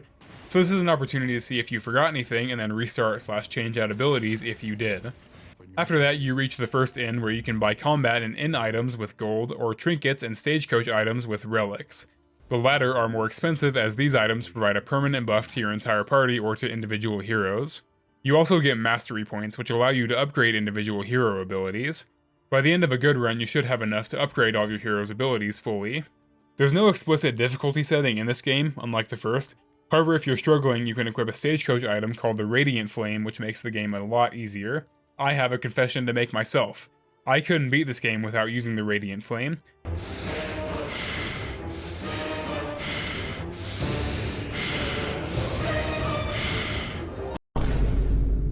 See, I beat the first game on Darkest difficulty, but I couldn't do the same here. I just got too frustrated losing runs over and over. So am I a little bitch? Yes. But I did beat the first 3 confessions without it, so I'm only 40% of a little bitch. Anyway, if you really love suffering, you can use candles to unlock a bunch of other flames which make the game hard in unique ways. Those are equipped to a unique slot on your carriage along with a slot for a pet, also unlocked via candles, and a trophy which you get for killing bosses. Anyway, you then get to choose where to go from a list of 2 to 3 options. 2 main areas, and then 1 optional area that you'll occasionally gain access to. There are 4 main areas in this game: the Sprawl, the Tangle, the Shroud, and the Foetar. I don't know.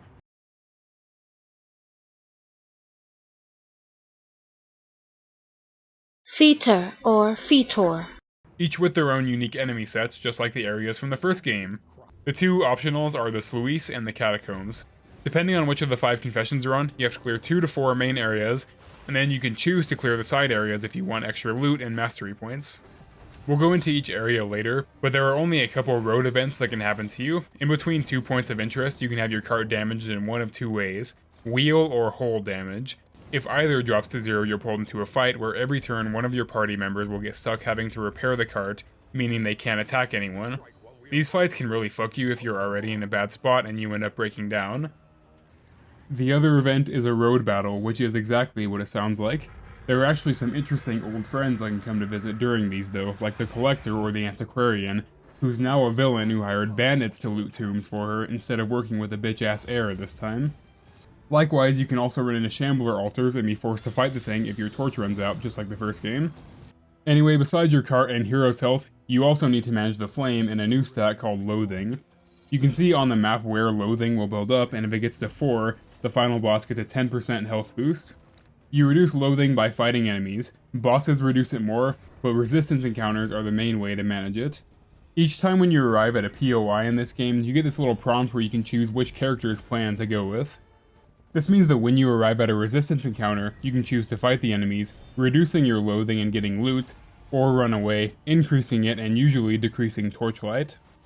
The way you manage Torchlight is by hitting assistance encounters, where your party runs across a band of peasants who they can choose to help, which restores flame, ignore, which does nothing, or steal from, which reduces it even more. There's also a pretty rare event you can find at these, where you can choose to fight a statue of the ancestor in exchange for a really powerful trinket.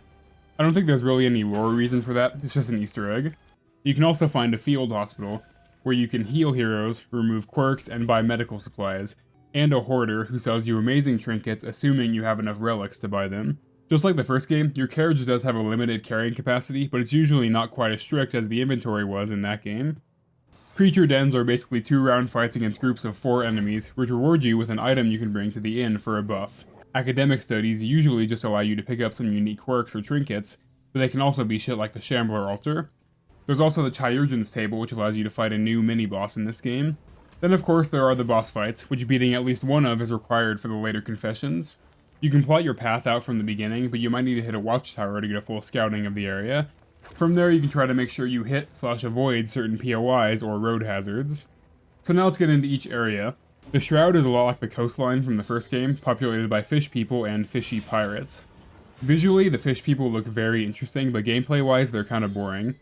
I will say that they look a lot cooler than the sunken pirates from the first game though, but the only real unique mechanic here is that every few turns, the Leviathan will breathe and blind your entire party.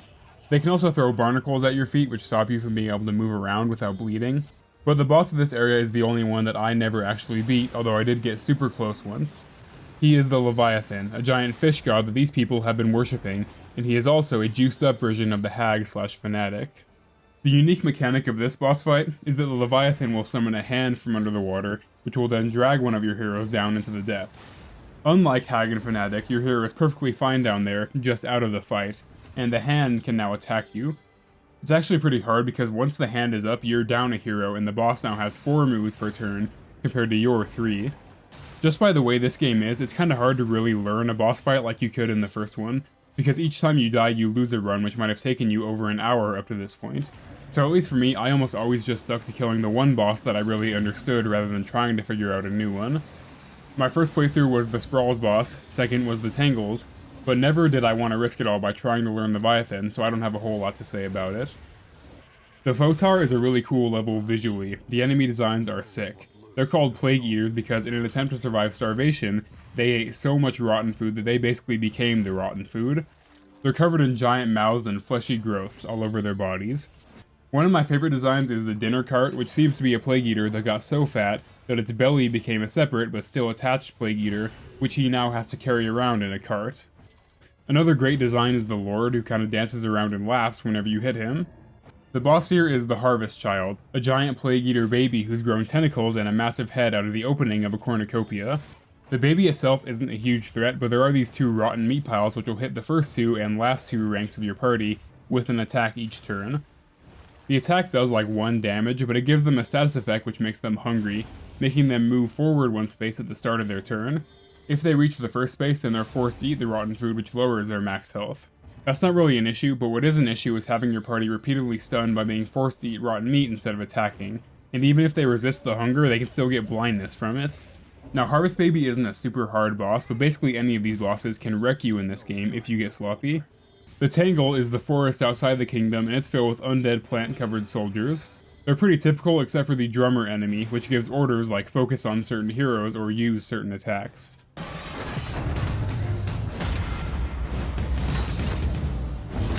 The boss here is one I'm very familiar with, the General.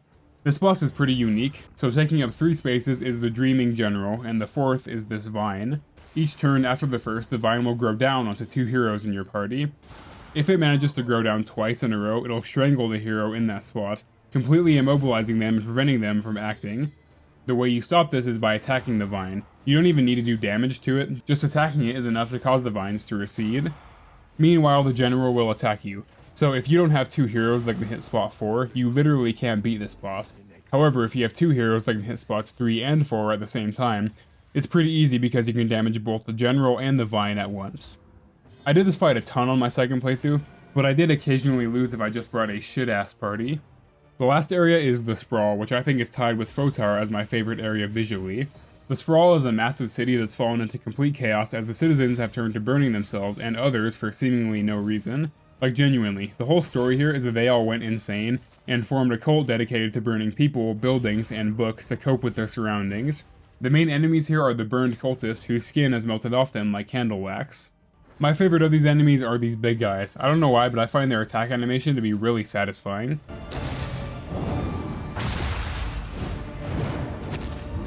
The boss of this area is the Librarian, who now burns the contents of the greatest library in the world he was charged to protect.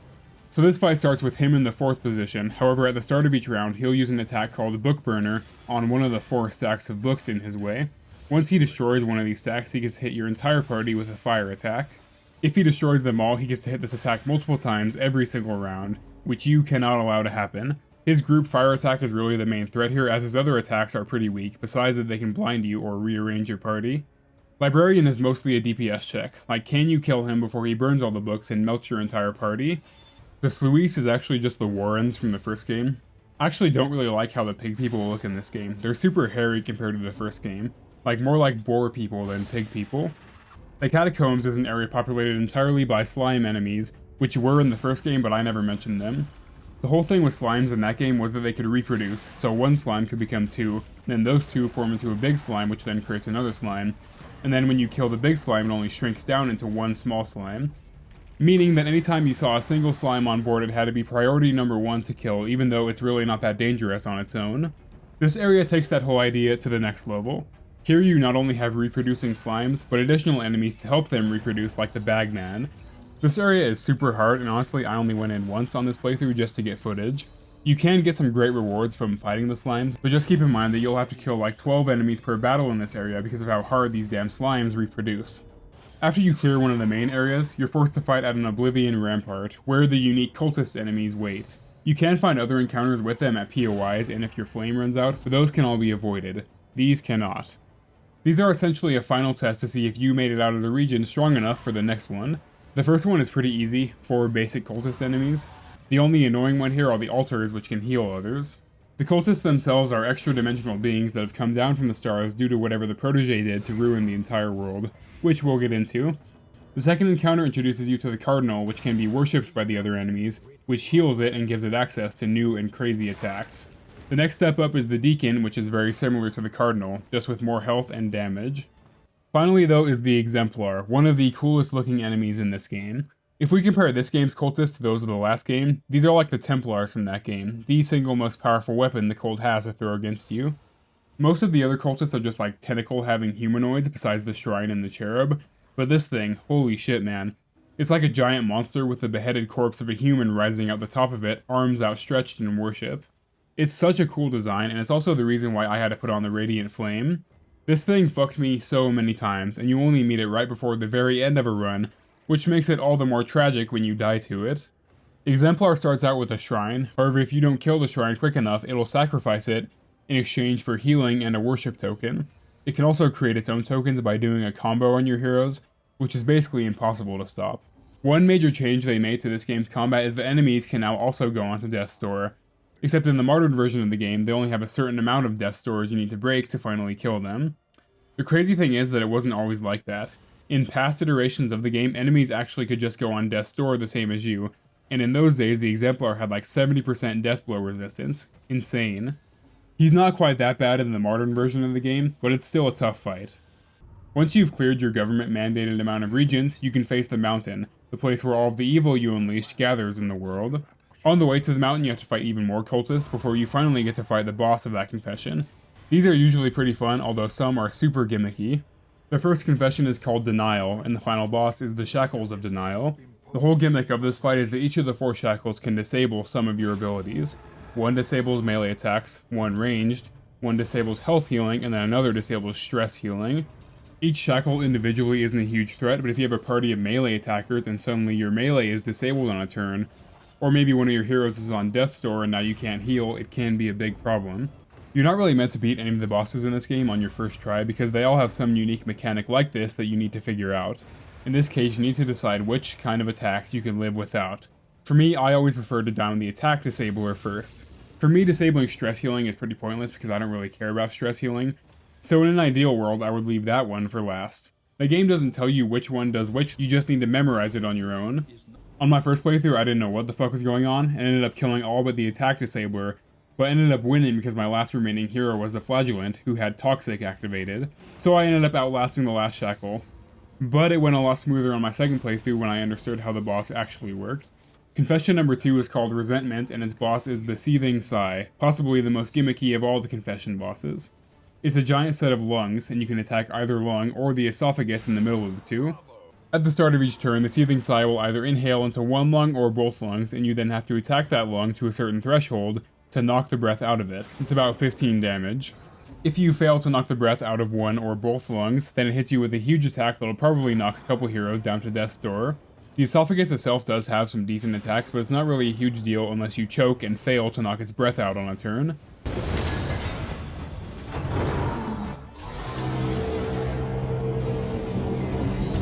The third confession boss is generally agreed to be the hardest. The confession is called Obsession, and the boss is the Focused Fault.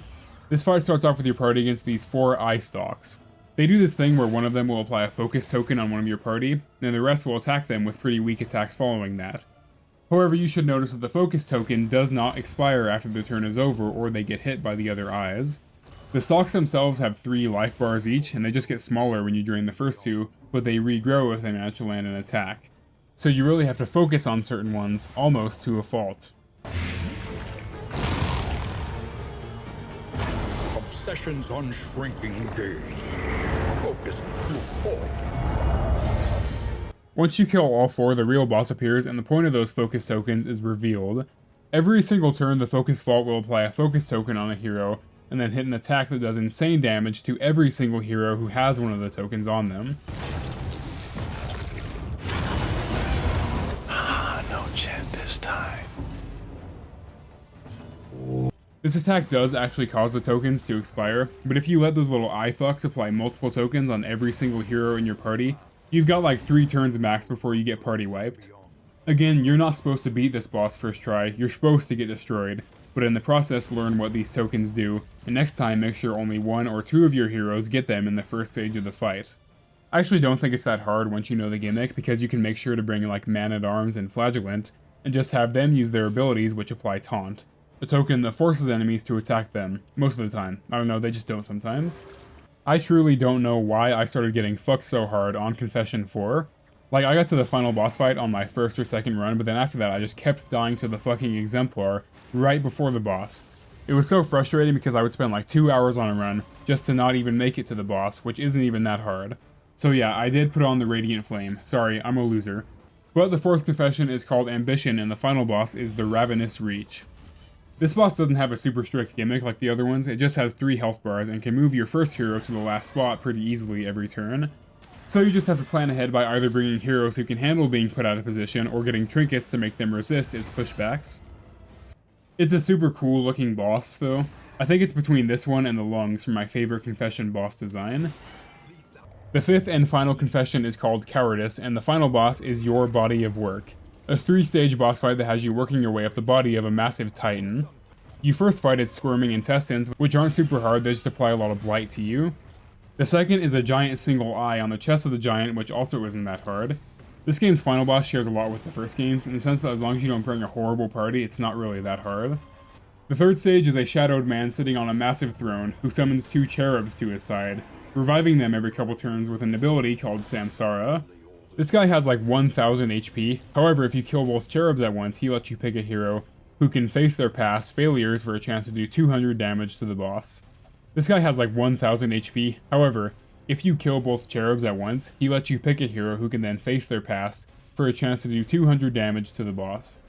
Basically what that means is that some figure from their shrine stories will appear and attack them twice per turn, dealing both decent stress and health damage. These things only have like 30 health, but they also can't be attacked by anyone except the hero you chose to face their failure. This means that if a hero dies, you would now have to deal 200 damage on your own to the boss, then 400 if a second hero dies, and so on. It basically becomes impossible at a certain point if you lose too many heroes, which is pretty thematically relevant for this game. So what is the story of Darkest Dungeon 2? Who the hell is the academic who keeps scolding you at the start of each confession? And more importantly, what did you do to cause the world to fall into this state? Well, as you might be able to guess, the academic is the player character's mentor. The two of them met at university and bonded over their shared interest in occultism, from a purely academic standpoint, of course. They started collaborating on researching these things, eventually discovering a pattern all throughout history, which they call the Iron Crown. It's that symbol that shows anytime a character takes stress damage. You, the protege, wanted to go public with these findings as soon as possible, but the academic urged caution, fearing ridicule over coming out with this before you had as much evidence as possible, until a fire broke out at the university and destroyed all of their research, leaving them with absolutely nothing. That is when our old friend the Ancestor sent them a letter, somehow having learned about their research. He invited the two to his estate out in the country where they could discuss their mutual interest in the subject with other experts from around the world. The two showed up only to find that the Ancestor was actually hosting a ritual, which resulted in the deaths of 5 other guests who he invited that night, the bodies laid out in the shape of the Iron Crown. The academic and protege barely escaped with their lives. The experience left the academic glad their research had been destroyed and ready to move on. However, the protege became even more obsessed. What began as academic interest became ritual experimentation, as the protege summoned beasts from other dimensions, much like the Ancestor. These are the weird things you find at the academic studies. The academic stuck by your side, but only to try to save you before it was too late. Eventually, the protege discovered an equation to allow him to use the Iron Crown to basically ascend to godhood. The academic made one last plea to the protege, which was answered with a knife to the back. Adding his former friend and teacher's body as the 5th body to the protege's own Iron Crown ritual, he finally managed to harness the power for himself. But it was then that his fervor over the Iron Crown finally wore off and the protege realized everything that he had done in pursuit of it. His previous denial of his actions were personified into the shackles, his resentment of his own fall into the seething sigh, his obsession became the focus fault, and his relentless ambition became the massive clawing hands that is the ravenous reach. All of his worst aspects embodied as horrific monsters in the real world. Finally he saw what the Iron Crown had made him into, his body of work, a giant god perched atop the mountain, raining terror on the kingdom below. The full unleashing of the Iron Crown's power allowed the cultists to flow into our world, where they overran the kingdom's army in the Tangle, which had been sent to stop them. The power of the crown caused the people of the Sprawl to lose their minds and burn everything in sight. It caused the people of the Fotar to hunger so badly they ate everything in sight, including rotten meat from the corpses of things they had already tried to eat. In a last-ditch effort to escape the apocalypse, the people of the Shroud turned to worshipping the Leviathan, which actually seems to have saved them. Like, they seem to be doing alright besides that they're all fish people now. The Sluice is obviously just the Warrens from the first game again, and I don't know what the hell happened to the Catacombs. But anyway, rather than using all the power he still wielded to fix the world and destroy the horrible creatures he had birthed, the protege ran into the valley, the only place seemingly unaffected by the Iron Crown. That's where the beginning comes back in, the academic busting down your door and shaming you into going back out there and fixing the world that you ruined. The heroes in this game, to be honest, I don't really know why they're here, but just like the protege, they all have their own regrets. So maybe the protege was able to kind of summon some kindred spirits into the safety of his valley with the power that he had left. The ending of this game is very optimistic. You beat the body of work and the kingdom goes back to normal. Your confession is complete. The cosmic axes are aligned once more. Forgive yourself. Humanity is a weak hypothesis, after all. An unbalanced equation, an imperfect angle. We sow the seeds of our ruin, and seek to deny its reckoning. We make mountains of our mistakes, monsters of our misdeeds. We slip and stumble, we fail and we falter. And yet, in each of us, a hopeful light. Holding fast against the hellish shadows that gather between our good intentions. And in each of us, a limitless emptiness. Of a darkest dungeon. You see the hero celebrating and helping with cleanup. Yay, good ending. Honestly, I'm not a huge fan of the story of this game. It has its cool parts, like I think the protege's fall is pretty well done, but I don't know. I'm not entirely convinced this game doesn't just take place inside the protege's head.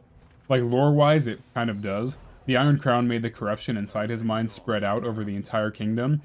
But unlike the first game, it doesn't really feel like you're in a real physical place. If you couldn't tell, this game is super metaphorical. It's all about accepting your past and the mistakes you made within, but being better in the future. In the game, that takes the form of literally killing your demons, like resentment and obsession, and in that sense, it's really well done. But I like the first game's story and setting way more. You really felt like you were having an impact on the hamlet and the people within. Like every single pigman you killed made the Warrens slightly safer, even though in reality that's like saying every ant you kill on the sidewalk makes the world safer for grasshoppers. One thing I really don't like is that they brought back Wayne June to voice the academic. Obviously he has an amazing voice and his performance is no less good here, but I don't know, I would have rather they found a new actor for the academic to make him just as iconic as the Ancestor was. He and the Ancestor are radically different characters, but since they have the same voice actor, it never really feels that way. I think the story of this game is fine, but absolutely worse than the original. Now let's talk about my biggest problem with Darkest Dungeon 2, and it's actually pretty similar to the problem the first game had. There really are not that many enemies in this game. After maybe 3 runs through each area, you've probably seen 99% of them, and you've probably fought the boss a couple times too. Now like I said, the first game had this problem too, but here's the difference. I'll try to articulate this in a way that makes sense, but I'm kinda stupid, so just stay with me. Once you got to a certain point in Darkest Dungeon 1, you had also seen almost every enemy the game had to offer, and that's when that game became super grindy. DD2 does not necessarily have that grind in it. But here's the thing, that's just how grinding is in video games. You're gonna fight the same enemies over and over and over to get XP or gold or whatever. Usually, you'll even find a single spot in a video game which has the best grinding and just do that for potentially hours on end. So you can kind of excuse the grindiness in the first game because if you play a lot of RPG games, you've probably done that before, just maybe not to the scale Darkest Dungeon 1 requires. In the second game, these enemies and bosses that you fought a double-digit amount of times now aren't a part of a grind, they're still a crucial part of the run. So you end up saying, oh yeah, I need to fight the general again, or, you know, maybe I should hit the Chayurjan this run, maybe he'll be useful to me. Then you smoke them because you've fought them like 10 times now and you feel nothing. You fight the same enemies in each area, the same cultists at the end of each area, and then you do that 4 times before you get to fight the boss that you actually want to fight and that's actually a new experience for you. And if at any point you lose, because Darkest Dungeon is a series that loves to fuck with you with random crits, you don't even get to fight that cool confession boss, you have to restart and fight the same enemies all over again. It gets old so fast. It really feels like this game loves wasting your time, even more than the first one. At least when that one was wasting your time, it was because you were grinding heroes up to level 6 to throw them into the Darkest Dungeon. When this game wastes your time, you come out of it with like 40 candles, which you can use to buy mid-upgrades at the shrine. Losing a hero in the first game was devastating because now you know you have to grind another one back to that point.